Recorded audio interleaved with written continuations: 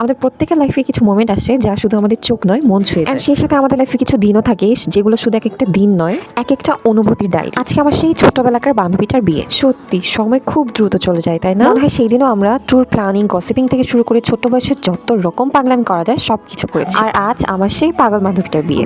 আর আমার কাছে মনে হয় বন্ধুত্বের সব থেকে সুন্দর দিক হচ্ছে একে অপরের জীবনের বড় বড় মুহূর্তগুলোর সাক্ষী হওয়া। হ্যালো সবাই, আসসালামু আলাইকুম। আমি উষ্ণ চলে এসেছি আমার বান্ধবীর হলুদ অ্যান্ড বিয়ের ভিডিও। টানা এক্সাম থাকার কারণে আমি আমার ফ্রেন্ডের বিয়ের জন্য কোনো রকমের কোনো প্রিপারেশন নিতে পারি না। ওর হলুদের দিনও আমার এক্সাম ছিল।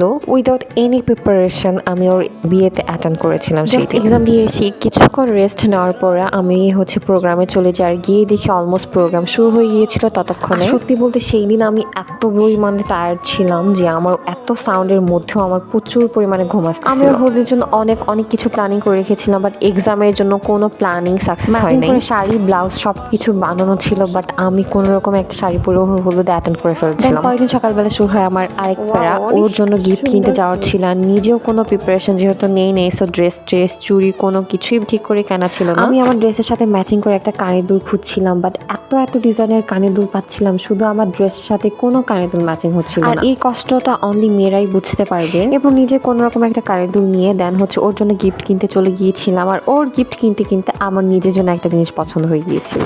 এই পায়েলগুলো, বেসিক্যালি এগুলো পায়েল না, এগুলো হচ্ছে নূপুর, বাট আমার পায়েল নিতে মন চাচ্ছিল। পরে আমার আম্মু বললো পায়েলের থেকে দুইটা নিলেই ভালো হবে, নূপুরের মতো সিম্পলের মধ্যে অনেক সুন্দর ডিজাইন। হসপিটালে, কারণ আমার ভাই ওই দিন চেক আপ ডেট ছিল। আর এইখানে ওয়েট করতে করতে আমার মাথা পুরো ঘুরাচ্ছিল।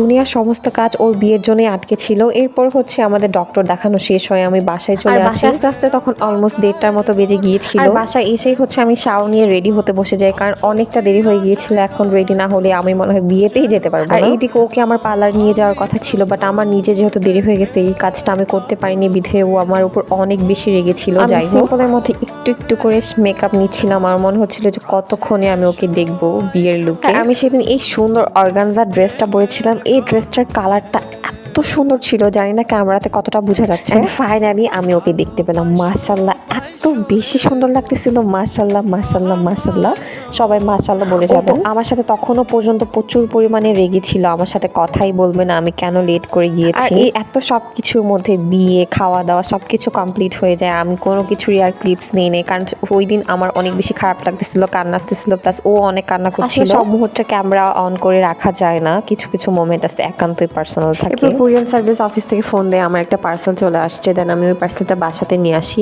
আর আস্তে আস্তে অলমোস্ট সন্ধ্যা হয়ে গিয়েছিল। বাসায় আসার পর থেকে মনটা ভীষণ পরিমাণে খারাপ ছিল। অ্যাকচুয়ালি ও চলে যাওয়ার পর থেকে অনেক বেশি খারাপ লাগতেছিল, মনে হচ্ছিল এই তো সেই দিন মেয়েটা আমাদের সাথেই ছিল, আজকে কত দূরে চলে গিয়েছে। সবাই ওর জন্য দোয়া করবেন, ভালো থাকবেন সবাই। আল্লাহ হাফেজ, দেখা হবে নেক্সট কোনো ভিডিওতে।